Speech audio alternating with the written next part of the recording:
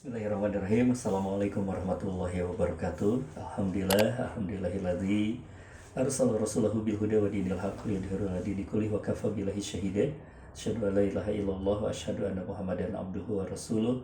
Allahumma shalli wa sallim wa barik ala Muhammad wa ala alihi wa sahbihi ajmain. Amin ya Allah ya rabbal alamin. Alhamdulillah, segala puji bagi Allah Tuhan semesta alam yang mempertemukan kita kembali di kesempatan sahur hari ini. Saya Agus Al-Muhajir kembali menyapa sahabat umat dan kita akan berbagi ya, sepanjang beberapa menit ke depan kita akan berbagi tentang satu topik, yaitu kematian sebagai nasihat.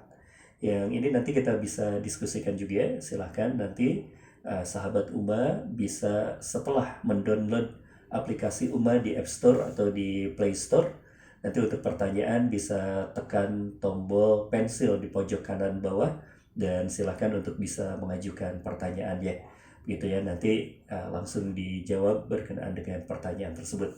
Baik, sahabat Uma dimanapun berada, Allah Subhanahu wa Ta'ala sudah mengingatkan kita tentang hakikat kehidupan dunia, yang Allah Subhanahu wa Ta'ala itu menyampaikan satu ayat yang begitu sangat penting buat kita. Ayatnya seringkali kita dengarkan, di mana Allah Subhanahu wa Ta'ala menyampaikan di dalam surat Ali Imran ayat ke-185, kullu nafsin dha'iqatul maut. Semua yang diciptakan oleh Allah itu, semua yang bernyawa itu pasti akan merasakan yang namanya kematian. Ini sekaligus mengingatkan kepada kita semuanya bahwa hakikatnya kehidupan, hakikatnya semua yang bernyawa itu pasti akan merasakan yang namanya akhir dari kehidupan dunia. Akhir berpisahnya kita dengan kehidupan dunia. Bahkan yang menarik, teman-teman, sahabat umat dimanapun berada, kalau misalnya kita mempelajari Al-Quran, kita ingat mungkin ya ketika masa-masa kecil kita dulu belajar Al-Quran. Ketika kita mempelajari Al-Quran, guru-guru Quran kita di masa kecil itu awalnya tuh mengajarkan kepada kita juz ke-30. Nah, di juz 30 itu menarik, karena di juz 30 itu banyak sekali ayat-ayat yang mengingatkan tentang hancurnya dunia, yang mengingatkan tentang kematian, yang mengingatkan tentang kehidupan setelah kehidupan dunia. Ini sekaligus mengingatkan kepada kita jangan lalai dengan kehidupan dunia ini. Seindah-indahnya kehidupan dunia ini adalah sebuah panggung ujian buat kita. Allazi khalaqal mauta wal hayata liyabluwakum ayyukum ahsanu amala. Jadi Allah Subhanahu wa Ta'ala menciptakan kematian. Allah Subhanahu wa Ta'ala menciptakan kehidupan itu liyabluwakum ayyukum ahsanu amala. Agar Allah Subhanahu wa Ta'ala menguji. Yang namanya ujian pasti sebentar. Kita kan bicara tentang kehidupan kita sehari-hari saja. Misalnya sahabat umat sekolah atau di kampus, itu kan ujian tuh sebentar, yang banyak tuh belajarnya atau menikmati hasilnya. Nanti lama sekali menikmati hasil. Ada sahabat rumah yang sudah selesai di bangku kuliah, itu kan menikmati hasil dari ujian tersebut, lama sekali menikmati hasilnya itu. Nah, begitu pula kehidupan kita di dunia itu adalah ujian, sehingga sifat dari dunia ini disebutlah oleh Allah Subhanahu wa Ta'ala di dalam Al-Quran itu adalah darul ibtila, tempat kita diuji. Nah, ketika kita menghadapi ujian yang sifatnya adalah ujian dunia ini, cuma sayangnya itu ujian dunia ini adalah ujian yang menyenangkan. Yang banyak orang tidak merasa bahwa kehidupan dunia itu adalah ujian karena terlalu menyenangkan. Hidup di dunia ini menyenangkan sekali, sehingga lupalah orang. Sehingga banyaklah orang yang menjadikan dunia sebagai tujuan akhir kehidupannya. Dunia menjadi tempat tinggal yang dia cintai, lalu kemudian dia tidak mau beranjak dari kehidupan dunia itu. Sehingga apa yang terjadi kalau orang lupa bahwa dunia itu bukan tujuan akhir? Dia menjadi seseorang yang jatuh cinta terhadap dunia. Nah, ini adalah sebuah penyakit, yang ini juga adalah satu hal yang patut untuk kita waspadai. Tapi mari kita coba untuk melihat terlebih dahulu. Rasulullah Shallallahu Alaihi Wasallam itu pernah menyampaikan sebuah pesan yang begitu sangat kuat. Pesannya ini adalah berkenaan dengan seorang datang kepada Rasulullah, menanyakan kepada Rasulullah Shallallahu Alaihi Wasallam dua pertanyaan penting. Ini sekaligus mengingatkan kepada kita nih, sahabat umat. Kalau bicara tentang pertanyaan seseorang ketika mempertanyakan sesuatu, itu adalah menunjukkan tentang kualitas seseorang. Kan kita kerap kali ngukur seseorang ya, ngukur diri kita, ngukur orang lain. Banyak orang yang mengukur orang lain atau mengukur dirinya sendiri itu dari sesuatu yang disampaikan. Padahal salah satu ukuran yang luar biasa itu adalah saat kita mengukur diri kita atau diri orang lain itu sebenarnya terlihatnya dari cara dia bertanya. Karena kalau pertanyaan itu adalah akumulasi ilmu pengetahuan. Jadi dia banyak mendapatkan ilmu, inputan, lalu kemudian dia bertanya. Nah, sahabat ini, seorang Arab Badui ini, seseorang dikatakan, itu bertanya dengan pertanyaan yang begitu sangat luar biasa. Ini menunjukkan kualitas para sahabat pada saat itu. Sahabat ini bertanya dengan dua pertanyaan. Yang pertama adalah dia bertanya kepada Rasulullah SAW tentang mukmin yang paling baik, muslim yang paling baik. Ini berarti bicara tentang kualitas. Yang ada di dalam pikirannya adalah bagaimana kita menjadi seorang muslim ini udah jadi orang yang bagus. Kita menjadi seorang yang beriman ini kita sudah menjadi orang yang bagus. Tapi dia ingin kualitas. Itu yang ditanyakan. Pertama, ya Rasulullah, siapakah mukmin yang paling baik? Dijawab oleh Rasulullah adalah yang paling baik akhlaknya, satu. Tapi bukan itu yang mau kita bahas. Yang dibahas adalah pertanyaan yang kedua, di mana seorang sahabat ini bertanya kepada Rasulullah, ya Rasulullah, siapa itu muslim yang akyas, yang cerdas? Kecerdasan seseorang diukur. Karena kan secara nalurinya ya, kita ini ingin misalnya kalau ada anak kita kan ingin menjadi anak yang cerdas. Kita juga ingin menjadi pribadi yang cerdas. Cerdas menghadapi kehidupan. Cerdas kemudian menghadapi berbagai tantangan-tantangannya. Inilah yang kita sebut sebagai life skill kan. Tantangan kehidupan kita hadapi dengan life skill kita. Cerdas kita menghadapi kehidupan. Itu yang ditanyakan oleh sahabat tersebut. Ya Rasulullah, siapakah yang paling cerdas di antara kami? Di antara kita ini, di antara orang-orang yang mukmin ini, orang yang sudah beriman kepada Allah, orang yang sudah beribadah kepada Allah. Tapi ada nggak di antara orang-orang seperti itu yang paling cerdas ya Rasulullah? Kurang lebih seperti itulah pertanyaannya itu. Dijawablah oleh Rasulullah SAW, siapakah orang yang paling cerdas itu? Orang yang paling cerdas itu kata Rasulullah adalah orang yang paling banyak mengingat kematian. Orang yang paling cerdas adalah orang yang paling banyak mengingat kematian dan tidak berhenti di situ kata Rasulullah. Dan orang yang mempersiapkan kematian tersebut. Jadi dua hal yang dijawab oleh Rasul. Ketika ditanya tentang siapakah yang paling cerdas itu, Rasulullah menyatakan yang pertama adalah orang yang paling banyak mengingat kematian, yang kedua adalah orang yang mempersiapkannya. Kan kebayang ya, kalau kita misalnya nih mengingat hari ini alhamdulillah nih, di tengah wabah ini kita punya hikmah. Kita mendapatkan hikmah. Apa hikmahnya? Kita menjadi mengingat terus kematian. Karena kematian ini adalah sesuatu yang beredar setiap hari.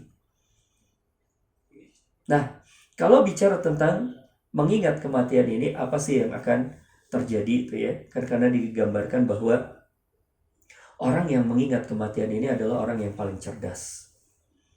Kenapa disebut oleh Rasulullah SAW orang yang paling banyak mengingat kematian ini adalah orang yang paling cerdas? Terbayang seperti ini teman-teman. Kalau seseorang mengingat kematian, dia diumumkan misalnya atau tahu lah kematiannya itu tinggal 1 hari lagi, usianya itu tinggal 1 hari lagi. Apa yang akan dia lakukan?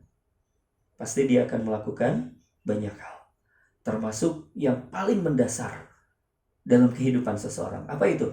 Memanfaatkan waktu seoptimal mungkin. Cuma 1 hari lagi masalahnya. Maka dia akan memanfaatkan waktu 1 hari itu dengan sangat efektif. Dia akan beribadah. Kalau dia masih punya aset, Dia akan gunakan aset itu untuk mendapatkan keuntungan akhirat misalnya ya. Gimana caranya? Dia akan berinfak, dia akan bersedekah misalnya. Atau dia akan melakukan satu hal lagi, apa itu? Minta maaf ke banyak orang. Karena dia khawatir kalau misalnya dia besok meninggal, lalu kemudian dia masih punya persoalan dengan orang lain. Efektif sekali untuk waktunya tersebut. Apalagi kalau misalnya tinggal 1 jam lagi. Sebentar lagi dia akan meninggal. Apa yang dia akan lakukan? Bertobat tuh habis-habisan. Dia akan bertobat kepada Allah Subhanahu wa Ta'ala. Dia akan mengisi waktu 1 jam itu dengan amal-amal yang optimal, yang sekiranya itu akan mendatangkan cintanya Allah Subhanahu wa Ta'ala. Jadi bisa dipahami kenapa kemudian Rasulullah Shallallahu Alaihi Wasallam itu mengatakan bahwa orang yang paling cerdas itu adalah orang yang paling banyak mengingat kematian. Karena dari situ dia akan memperlakukan waktu dengan baik. Padahal kalau kita bicara tentang waktu di dalam Al-Quran itu ada satu surat yang kata Imam Syafi'i, seandainya Al-Quran itu turun hanya satu surat saja maka itu cukup. Surat ini cukup untuk mewakili. Surat itu adalah surat Al-Asr. Al-Asr itu bicara tentang apa? Tentang waktu. Wal asr, demi waktu. Innal insana lafi khusr. Sesungguhnya manusia itu berada di dalam kerugian. Itu langsung tuh Allah Subhanahu wa Ta'ala menyampaikan. Kecuali 3 hal. Diisi dengan 3 hal. Yaitu pertama beriman, kedua beramal, ketiga adalah saling menasehati. Dia terlibat di dalam dakwah. Hanya orang-orang yang seperti itu yang tidak akan rugi menjalani kehidupannya. Dan ini bisa akan optimal kalau dia senantiasa mengingat kematian. Imannya akan kokoh. Amalnya akan baik. Begitu pula kegiatan dia untuk melakukan amar ma'ruf nahi munkar pun akan menjadi sangat cepat, ya, sangat bersemangat. Kenapa? Karena dia pikirkan bahwa bisa jadi ini amar ma'ruf nahi munkar yang terakhir. Setelah itu dia tidak ada lagi di dunia. Masya Allah. Nah, kemudian yang berikutnya lagi, kenapa penting sekali untuk kita mengingat kematian itu? Selain tadi Rasulullah menyampaikan tentang kecerdasan seorang mukmin itu adalah di sana saat dia banyak mengingat kematian sehingga dia efektif untuk menjalani waktunya. Yang berikutnya, yang kedua itu adalah Rasulullah Shallallahu Alaihi Wasallam juga mengingatkan. Rasulullah lagi berkumpul dengan beberapa orang sahabat. Lalu kemudian Rasulullah Shallallahu Alaihi Wasallam menyampaikan tentang kondisi umat di akhir zaman. Yang kata Rasulullah Shallallahu Alaihi Wasallam, kelak nanti umat Islam itu akan seperti buih di lautan. Lemah sekali kita. Akan seperti makanan yang dikerubuti oleh orang-orang banyak. Yang pada saat itu seorang sahabat bertanya, ya Rasulullah, apakah pada saat itu jumlah kita sangat sedikit ya Rasul, sehingga kita diperlakukan seperti itu? Kata Rasulullah SAW, tidak. Jumlah kalian banyak. Tetapi kondisi kalian sangat lemah. Kondisi kita ini sangat lemah sekali. Nah, apa faktor kelemahannya itu? Kata Rasulullah SAW, karena kalian ditimpa oleh satu penyakit yang namanya penyakit wahan. Ditanyalah oleh seorang sahabat itu, ya Rasulullah, apa itu penyakit wahan? Wahan dijelaskan oleh Rasul, yaitu hubud dunia wa karahiyatil maut. Cinta dunia dan takut kematian. Cinta dunia dan takut kematian. Itulah yang disebut dengan wahan, kata Rasulullah Sallallahu Alaihi Wasallam. Hubud dunia wa karahiyatil maut. Masya Allah. Ini faktor kelemahan. Kalau ini menimpa umat, maka umat itu akan lemah. Begitu pula kalau ini menimpa individu-individu kita. Kita pun akan menjadi lemah. Misal ya, kita coba bedah satu demi satu. Disampaikan bahwa yang namanya cinta dunia itu satu paket dengan takut kepada kematian. Kita lihat dari cinta dunianya terlebih dahulu. Seseorang yang mencintai dunia itu tidak akan pernah sampai kepada sebuah posisi dia jatuh cinta kepada Allah. Imam Syafi'i mengatakan sebuah nasihatnya, sebuah statementnya yang begitu sangat kuat. Kata Imam Syafi'i, engkau mana mungkin bisa sampai kepada sebuah posisi engkau mencintai Allah, kalau di dalam hatimu masih ada bayang-bayang kecintaanmu terhadap dunia, nggak mungkin bisa sampai. Nggak mungkin seseorang tersebut bisa sampai kepada kecintaan kepada Allah kalau di dalam hatinya masih ada bayang-bayang cinta dunia. Itu yang pertama. Kemudian dijelaskan lagi oleh Ibnu Qayyim yang disampaikan dengan sebuah bahasa yang begitu sangat puitis, bahasa yang begitu sangat indah. Yang ini merupakan satu hal yang sangat kita inginkan. Kita manusia pasti menginginkan yang namanya kebahagiaan. Kita mencari-cari kemana-mana kebahagiaan ini. Manusia-manusia modern ini kadang-kadang terjebak ke dalam sebuah kehidupan yang seperti itu. Punya segalanya secara fisik, tapi kehilangan makna kebahagiaan. Bagaimana caranya kita bisa mendapatkan makna kebahagiaan ini? Nah, Ibnu Qayyim menyampaikan sebuah rumusnya. Ada hubungannya dengan cinta dunia. Yang kata Ibnu Qayyim, sesungguhnya di dalam hati ini ada sobekan yang tidak bisa dijahit kecuali dengan mendekat kepada Allah.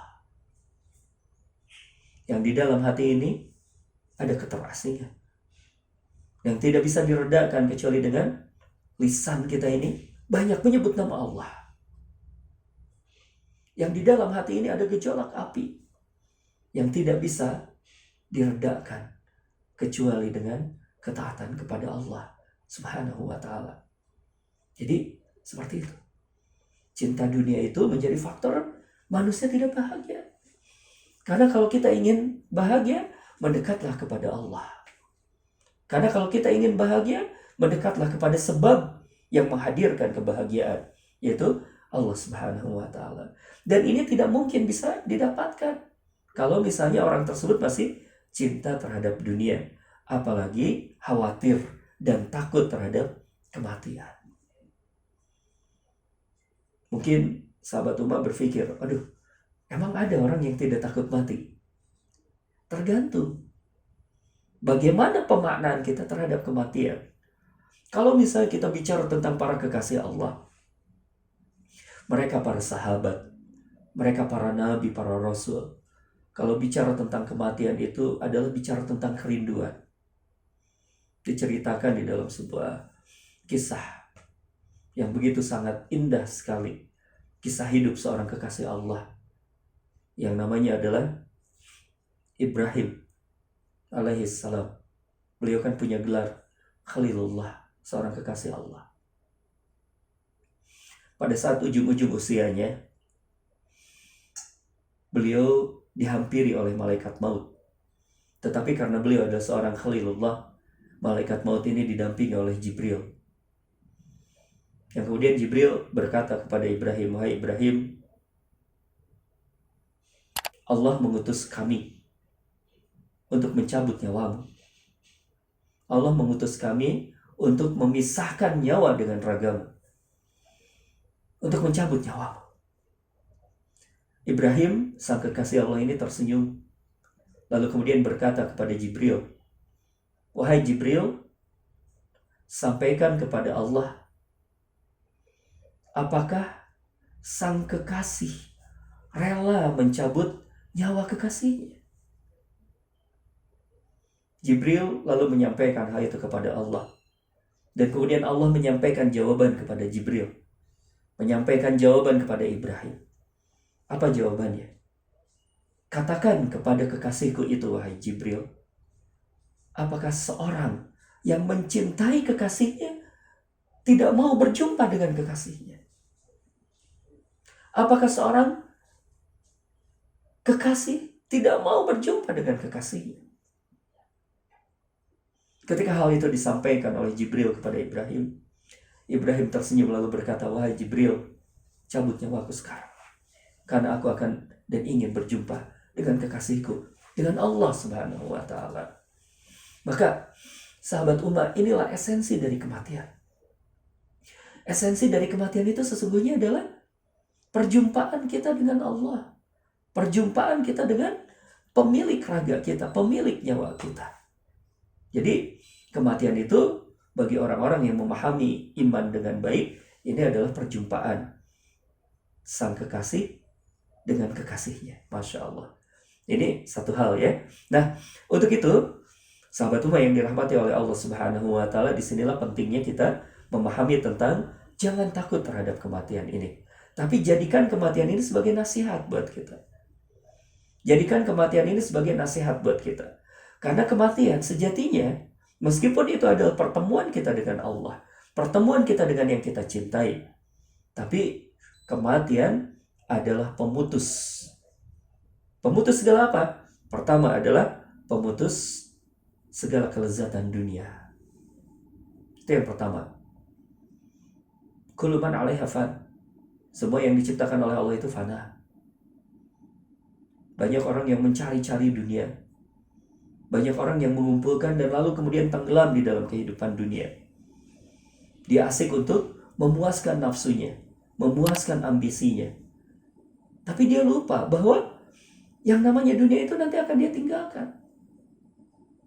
Maka ingatlah kematian sebagai pemutus kelezatan dunia itu. Apa yang kita kumpulkan, misalnya harta kita, apa yang kita kejar berupa jabatan kita, apa yang kita kejar berupa ambisi-ambisi nafsu kita, syahwat kita, yang kita puaskan di kehidupan dunia, ingat satu saat kita akan mati. Akan putus kelezatan itu.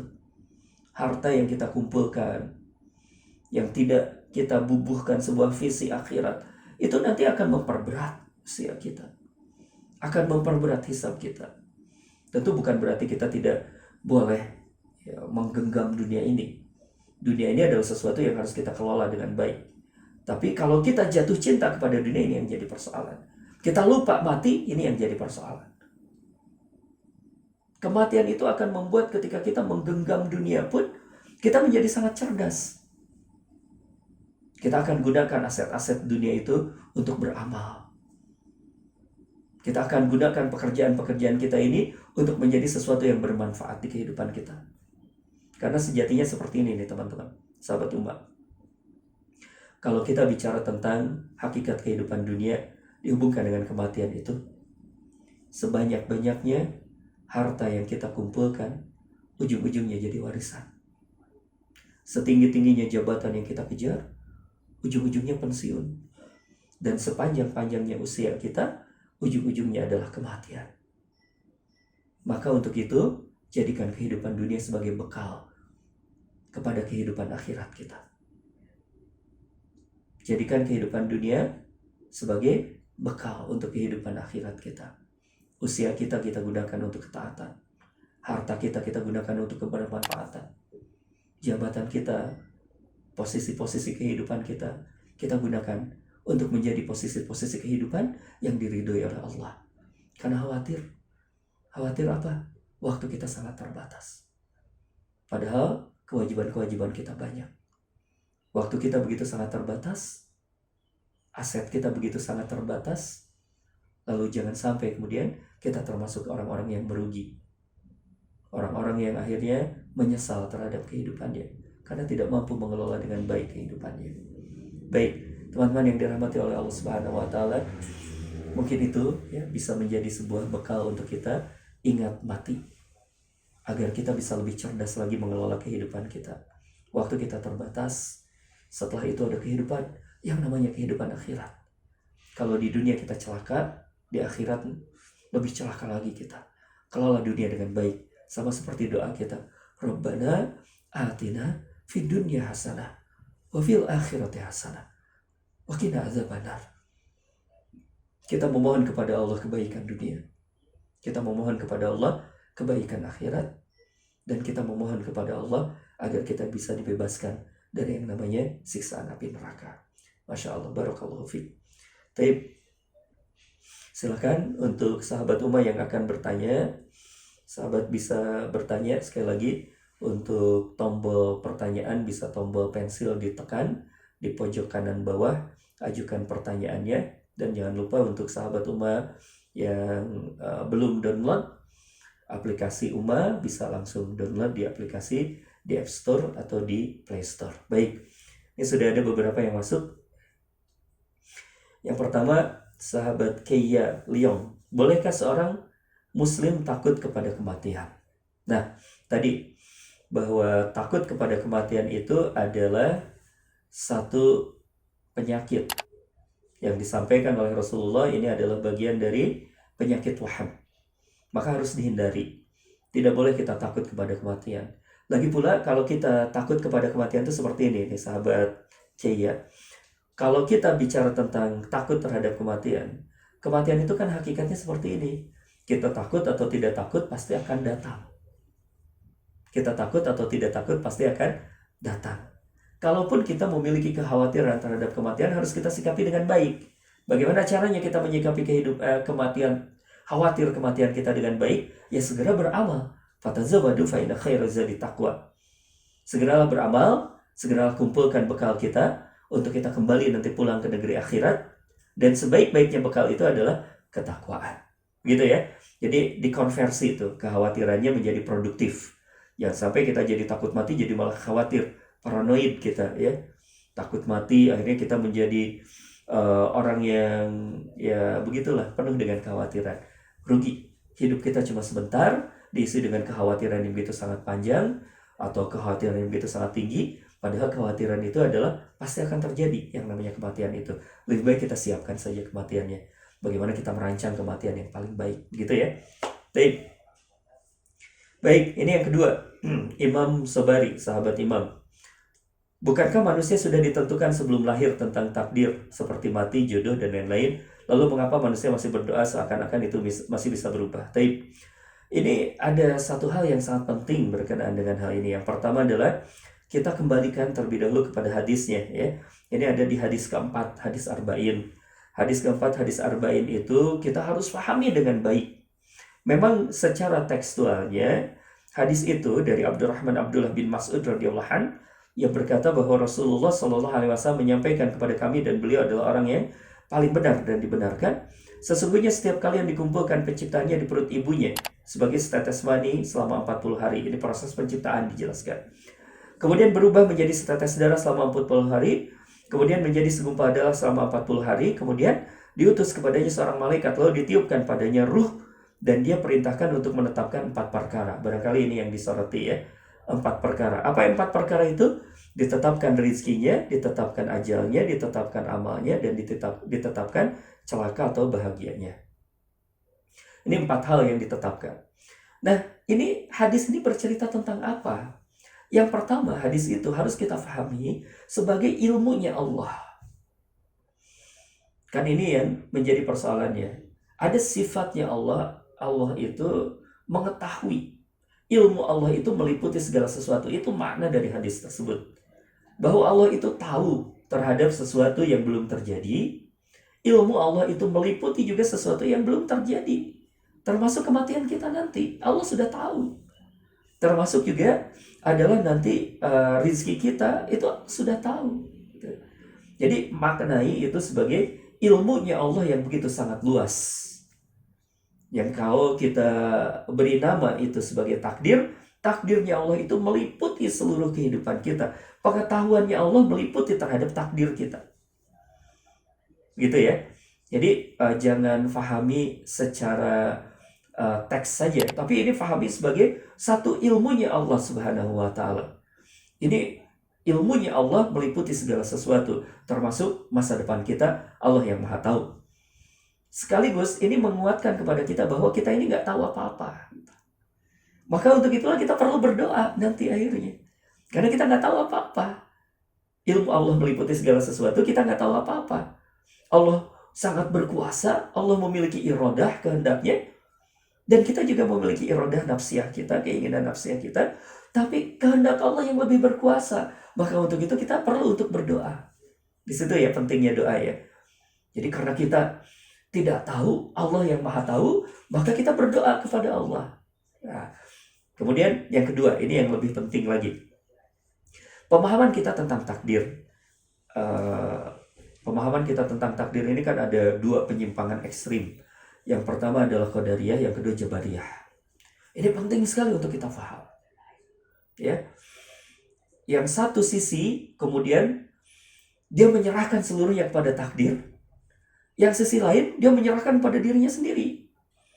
Padahal kita sebagai ahlus sunnah wal jamaah itu, kita ini akidahnya itu wasit, moderat, ada di tengah-tengah.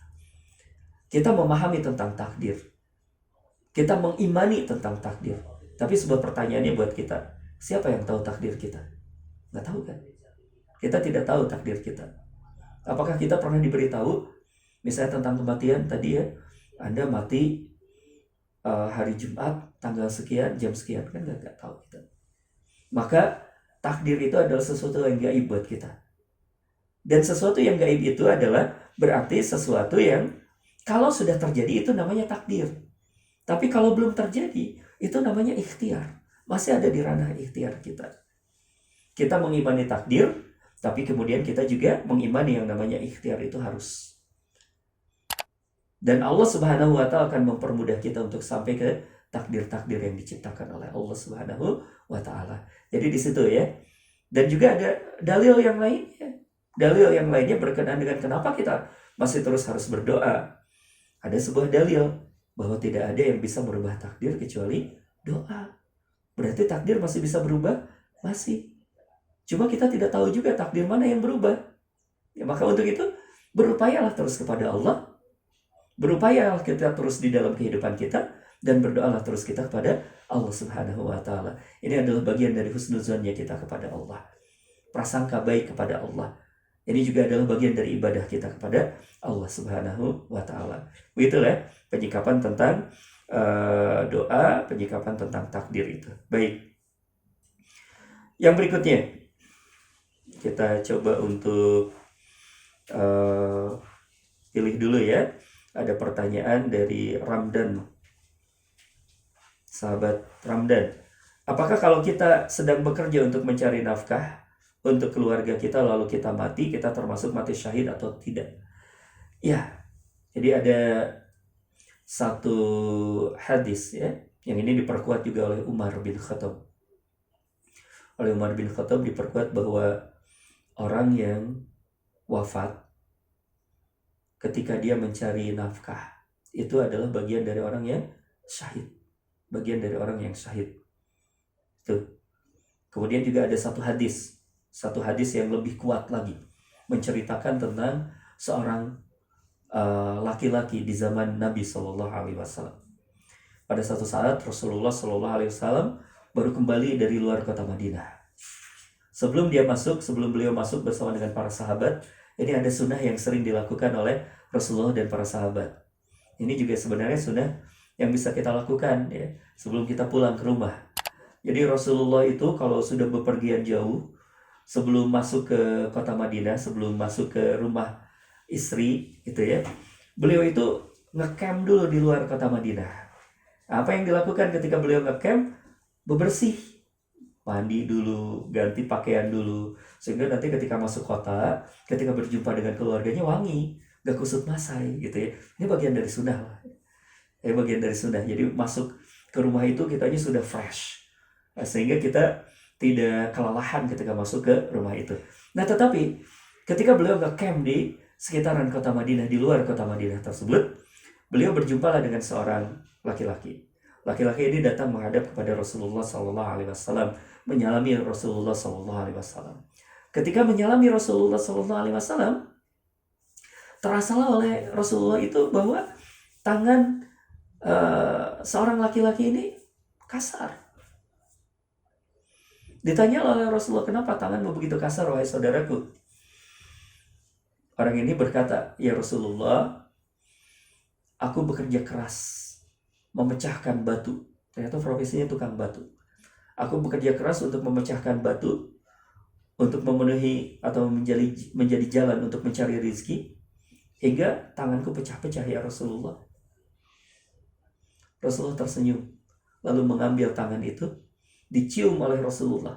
Hanya 2 orang tuh. Tangan yang pernah dicium oleh Rasulullah tuh hanya 2 orang. Yang pertama itu adalah Fatimah, anaknya beliau. Yang kedua tuh orang itu. Itu yang cuma 2 orang yang pernah dicium tangannya oleh Rasulullah. Berarti sangat mulia tuh kondisinya. Diciumlah tangannya itu, Lalu kemudian Rasulullah bersabda, tangan seperti ini yang pecah-pecah sampai kemudian kelelahan karena mencari nafkah bagi keluarganya, apa kata Rasulullah, adalah tangan yang tidak pernah disentuh oleh api neraka. Adalah tangan yang tidak akan pernah disentuh oleh api neraka. Saking apa tuh? Saking mulianya. Ya. Jadi para pekerja ini adalah seseorang yang sangat mulia. Apalagi kita punya prinsip juga. Prinsipnya apa? Tangan di atas lebih baik daripada di bawah. Paling tidak kalaupun kita bekerja itu, kalaupun kita tidak bisa memberikan manfaat kepada orang lain, minimal kita tidak akan menyusahkan orang lain. Begitu ya. Jadi penting sekali. Baik, terakhir, kemanakah ruh setelah mati? Nah, ini ada perjalanan. Ini ada sahabat Simon menanyakan. Berkenaan dengan ruh itu, ada perjalanan kehidupan di akhirat. Yaitu selepas kita mati, nanti kita akan mengalami satu fase. Apa fasenya? Yaitu kehidupan di alam barzakh. Lalu setelah kehidupan di alam barzakh itu, ya nanti kita akan menunggu yang namanya kiamat. Setelah kiamat nanti ada fase berikutnya, yaitu yaumul ba'ats, hari kebangkitan. Kemudian ada yaumul mahsar, kemudian ada yaumul mizan, kemudian ada yaumul hisab, gitu ya. Ada fase-fase kehidupan akhirat kita. Kemudian ada yang namanya sirat. Kemudian ada surga dan neraka. Ini perjalanan kehidupan kita selepas kematian. Nanti mungkin di kesempatan yang lainnya kita bisa bahas tentang perjalanan kehidupan manusia setelah kematian. Karena kalau kita memahami tentang hal ini, kita akan semakin cerdas untuk menghadapi kehidupan kita. Bayangkan saja misalnya ya, kalau kita bicara tentang yaumul mahsyar, saat kita nanti berdiri di hadapan Allah. Itu kan kata Imam Bukhari, yang paling ringan, yang paling sebentar berdiri di padang mahsyar itu adalah 5.000 tahun. Lama kan? Lama sekali. Nah, itu ya, sahabat ummah yang dirahmati oleh Allah Subhanahu wa taala. Ini adalah satu pelajaran buat kita. Jadikan kematian ini sebagai nasihat agar kita efektif menjalani waktu-waktu kita, agar kita mengisi waktu-waktu kehidupan kita ini dengan amal-amal soleh. Yang amal-amal soleh ini mudah-mudahan nantinya akan mengantarkan kita kepada akhir kehidupan kita yang paling baik, yaitu husnul khatimah. Begitu ya. Karena husnul khatimah ini bukan sesuatu yang begitu saja bisa kita dapatkan, tapi rangkaian kegiatan kita, rangkaian amal kita. Kalau kita sudah berbuat baik di hari-hari yang kita maknai sebagai hari-hari terakhir kita, mudah-mudahan Allah akan menyampaikan kita pada husnul khatimah. Demikian saja dulu. Terima kasih banyak teman-teman yang dirahmati oleh Allah Subhanahu wa taala, sahabat ummah. Terima kasih banyak. Mudah-mudahan bermanfaat untuk kita semuanya. Mohon maaf. Subhanakallahumma wa bihamdika asyhadu alla ilaha illa anta astaghfiruka wa atubu ilaik. Assalamualaikum warahmatullahi wabarakatuh. Kita terlahir untuk mencari jalan yang lurus. Dalam mendapatkan pengetahuan, dalam mencari pengalaman,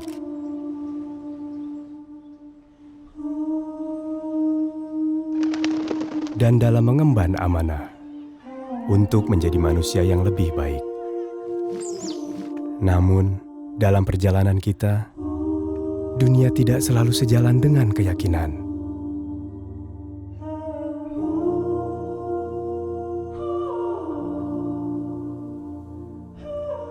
Zaman mendatangkan beragam pilihan. Namun yang baik untuk kita tidak selalu jelas di depan mata. Karena itu, Ummah hadir untuk kita sebagai penunjuk arah yang insya Allah memberi pencerahan, dan sebagai sahabat yang insya Allah senantiasa mengingatkan.